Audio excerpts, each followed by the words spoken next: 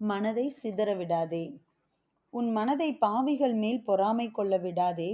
நீ நாடோறும் கர்த்தரை பற்றும் பயத்தோடு இரு என்று நீதிமொழிகள் 23:17 சொல்லுகிறது. உன்னுடைய மனதை சிதறடிப்பதற்கு சத்ருவானவன் சுற்றித் திரிகிறான் என்பதை புரிந்து கொள். நான் உனக்கென்று கொடுத்திருக்கின்ற வாழ்க்கையை எனக்காக வாழ முடியாதபடிக்கு உன்னை தவறான பாதையில் திசை திருப்பி விடவே சத்ருவானவன் அதிகமாய் செயல்படுகின்றான். என்னுடைய அழைப்பில் நீ செயல்பட முடியாதபடிக்கு தேவையற்றதான அலுவல்களை உனக்கு தந்து உன்னை சிறைப்படுத்துகிறான். எது சரி எது தவறு என்று நன்கு தெரிந்திருந்தும் தவறையே தொடர்ந்து செய்வதற்கு உன்னை வழிநடத்துகிறான்.